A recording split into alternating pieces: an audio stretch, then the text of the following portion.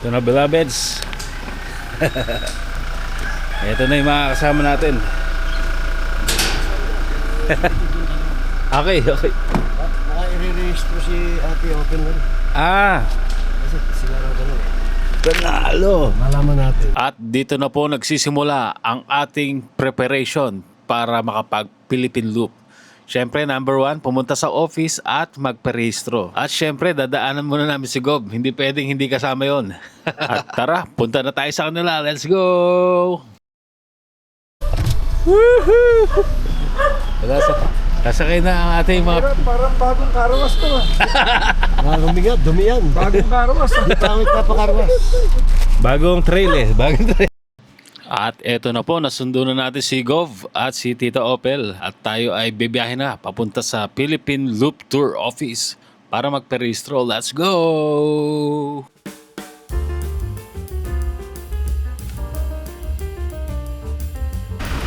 Alright, dito na kami sa Borneo. Dito na po kami sa Borneo Street, malapit sa Buendia Avenue sa Makati. Tara, pasok na tayo sa loob at magparehistro. Let's go! Sakto yung parking natin.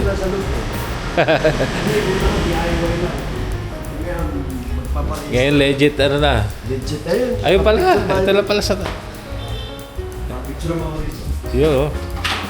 Ready for take off. Yun oh. Yeah, 1, 2, 3, go. Isa pa, 1. Okay. Ano nga? Para may ano. Napasok sa'yo. Ay, sige. Ito na. Oh, yan na. Iwala ka mo sa elbow ko. Tiwala ka dyan. Ayos, saya. Mukhang totoong-totoo na to. Ito. Yan na, pumipirma na yung mga kasama natin. With Gob and Black Eagle Rider.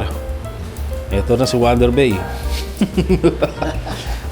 Totoo na ba to? Hawak-hawak na ang form ng The Philippine Loop Adventure Tour. Panaginip Hindi na to panaginip. Parang nananaginip lang ako Yan, sige, simulan na natin para makarami. Baka may magdatingan pa eh.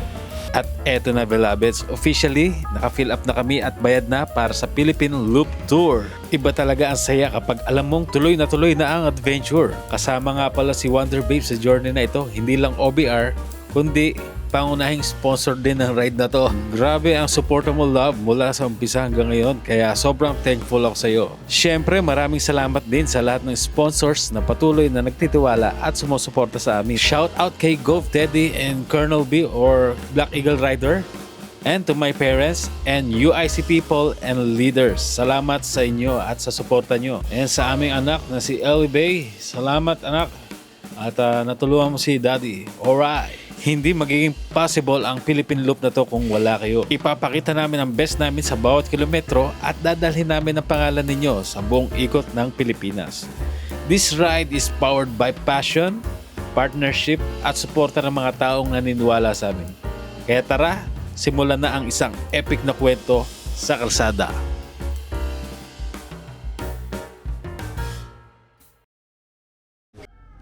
Hello beloveds, it's day 2 ng ating paghahanda para mag-Philippine Loop.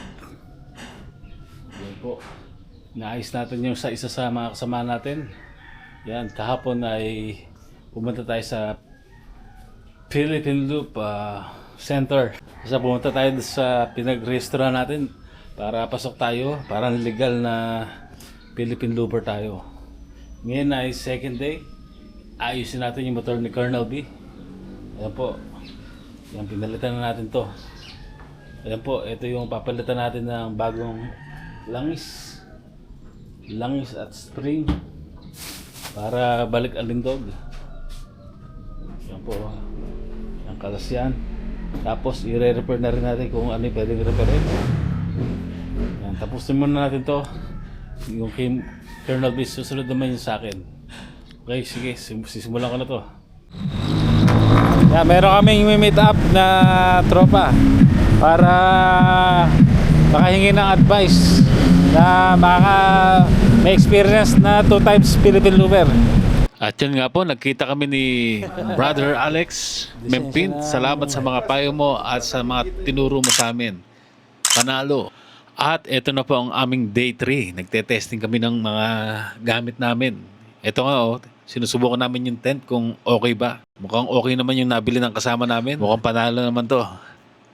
Yan, buksan na natin itong ating order sa ating favorite shop, Shopee. At eto na nga po.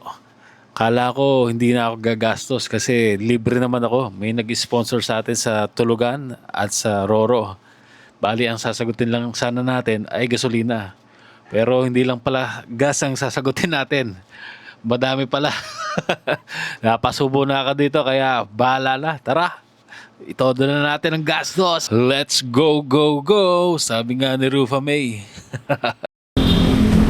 Sandaan ka. 100 lang. 100. Kasi nagkabanggaan na kami ni Tito Ted. Nag-test ride nga pala kami ng mga kasama natin sa Philippine Loop. Nag-try kami ng My Side Pannier para matry namin kung ano talaga ang pagbabago sa handling at lapad ng motor.